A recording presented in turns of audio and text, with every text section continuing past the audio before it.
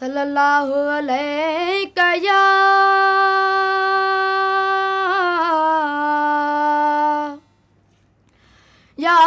रसूल अल्लाह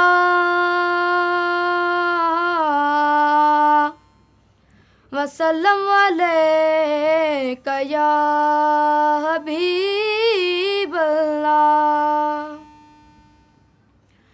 आंदो तिमके पाक खां जो बार हलीमा आंदो तिमके पाक खां जो बार हलीमा ही सारे नबिन जो अते सरदार हलीमा आंदो तिमके पाक खां जो बार हलीमा ही सारे नबिन जो अते सरदार हलीमा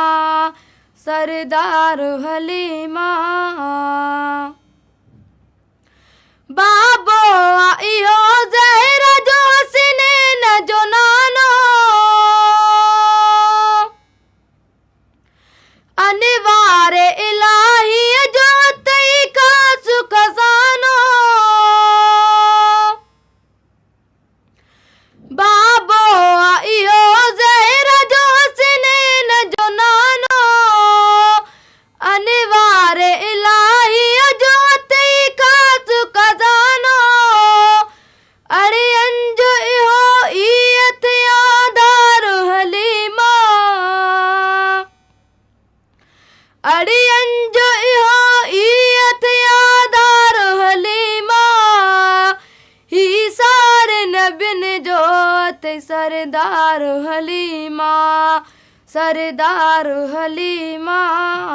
आंदो तिमके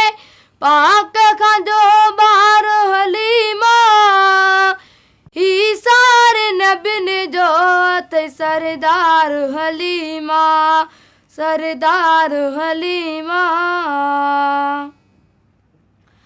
फर्जंद सा तुझे तो पयो बकरियों जो चारे दर असल अबोझन के पयो तो ही सुधारे फर्जंद सा तुझे तो पयो बकरियों जो चारे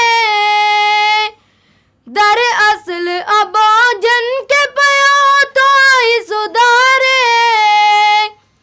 जाहिर में तथी आयो बकरार हलीमा जाहिर में तथी आयो बकरार हलीमा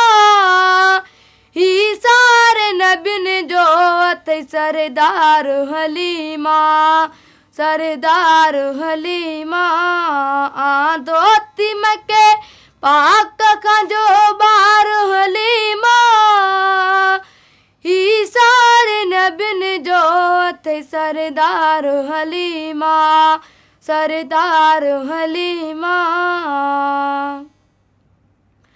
पीगे में इन बार के हूरो तू जुलाने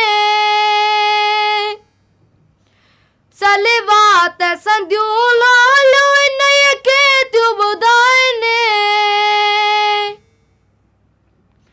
पीगे में इन बार के हूरो तू जुलाने सलवात संदियूं लालो इन के तू बुधाने रब पाक जो आए इहो दिलदार हलीमा रब पाक जो आए इहो दिलदार हलीमा ही सारे नबिन जो ते सरदार हलीमा आंदो तिमके पाक खां जो बार हलीमा ही सारे नबिन जो ते सरदार हलीमा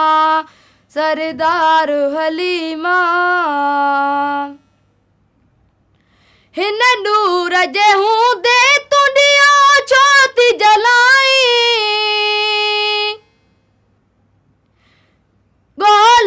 सलही वेंदी सुई जे थी विञाई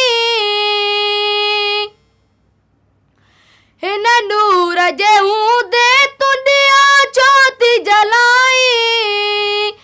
ॻोल्हण सलही वेंदी सुई जे थी विञाई अल्लाह जो घर में ते अनवार हलीमा अल्लाह जो घर में ते अनवार हलीमा ही सारे नबिन जो